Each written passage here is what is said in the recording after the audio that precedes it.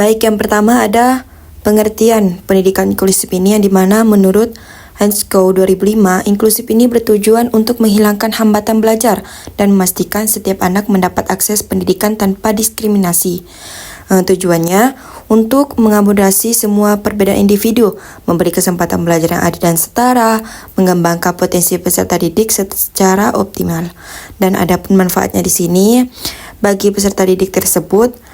Anak ABK ini yaitu anak berkebutuhan khusus merasa diterima dan tidak terasing, gitu kan.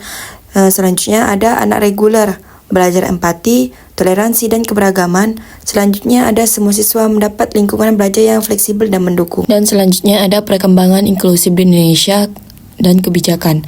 Di sini menurut Sunanto 2013, perkembangan inklusif di Indonesia dimulai dengan program pendidikan terpadu pada tahun 1990-an, kemudian berkembang menjadi pendidikan inklusif setelah keluarnya berbagai kebijakan pemerintah.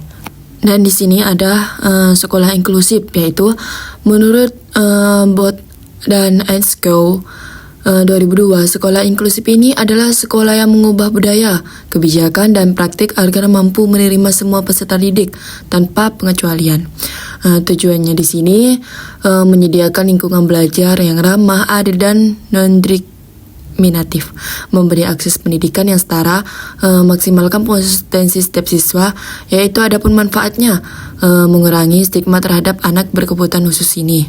Dan juga di mana model sekolah inklusif ini, yaitu yang pertama ada model kelas reguler penuh, yaitu semua anak belajar bersama. Yang kedua model kelas reguler dengan ruang resource room, yaitu anak tertentu mendapat bimbingan tambahan. Yang ketiga model kelas khusus di sekolah reguler, yaitu ada kelas khusus namun tetap berada di dalam sekolah umum tersebut. Yang terakhir ada model pull out, yaitu siswa ditarik keluar kelasnya hanya untuk layanan tertentu. Dan di sini contoh penerapan prinsip-prinsipnya, yaitu guru membuat diferensiasi pelajaran, yaitu beda tugas, beda metode, beda waktu.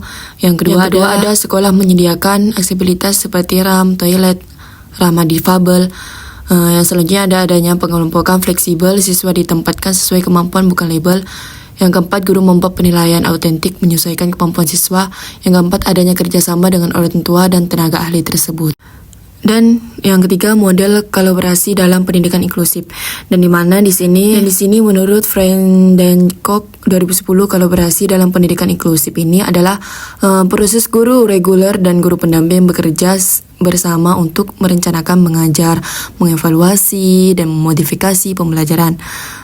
Model terpadu siswa ABK ini mengikuti kelas reguler penuh. Guru menyesuaikan metode, lingkungan, dan asesmen, yaitu menurut model kolaboratif, 2 guru reguler dan guru pendampingan khusus mengajar dalam satu kelas, yaitu ada pembagian peran, yaitu dengan CO teaching, team teaching, atau starter teaching gitu.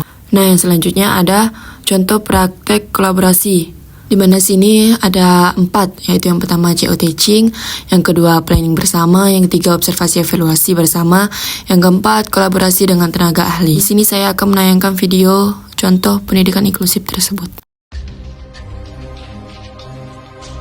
Apa-apaan Bu, anak saya kan normal, tidak berkebutuhan khusus. Kenapa disamakan dengan berkebutuhan khusus? Pokoknya intinya di sini, anak saya dipisahkan dengan anak autis. Pada dasarnya, semua anak itu memiliki kelebihan tertentu. Mari kita mengubah mindset kita selaku manusia sebagai ciptaan Tuhan, pasti memiliki kemampuan lebih daripada anak-anak yang lainnya. Kami di sini memfasilitasi mereka dengan pendidikan yang sama. Jadi Bapak jangan khawatir. Saya sangat bersyukur ya, anak saya bisa sekolah di sini gitu. Karena teman-temannya juga menerima kondisi anak saya, alhamdulillah. Sekolah kami tidak hanya menerima anak berkebutuhan khusus, tapi mampu melayani. Yang terakhir ada implementasi pendidikan inklusif di sekolah, yaitu menurut Smith, guru ini menjadi 2, yaitu peran guru reguler dan guru pendukung.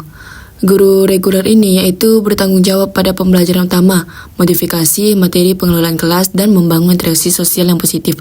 Selanjutnya ada guru pendamping khusus yaitu dengan disingkat dengan KPK, membantu asesmen kebutuhan siswa, membuat program individual, PPI, memberikan intervensi, serta mendampingi guru reguler tersebut. Nah, tantangan stigma, diskriminasi, dan strategi menurut Loraimon 2010 yaitu tantangan yang sering muncul sikap negatif guru masyarakat, kurangnya pelatihan guru, minim fasilitas.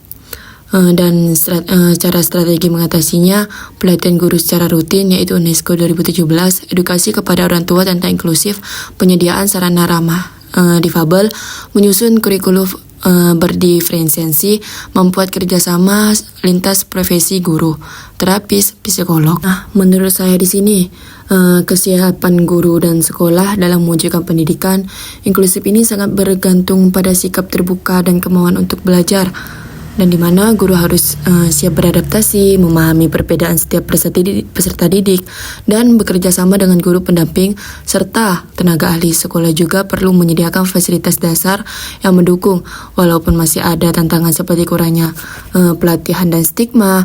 Saya percaya bahwa pendidikan inklusif ini dapat terwujud jika semua pihak mau berkolaborasi dan menjadikan keberagaman sebagai kekuatan. Hanya ini yang dapat saya sampaikan. Terima kasih untuk Bapak Zulkarnain, SSE MPD, selaku mengampu mata pelajaran pendidikan inklusif. Saya Siti Asia, Prodi Pendidikan Agama Islam, mahasiswa IAIN Pontianak.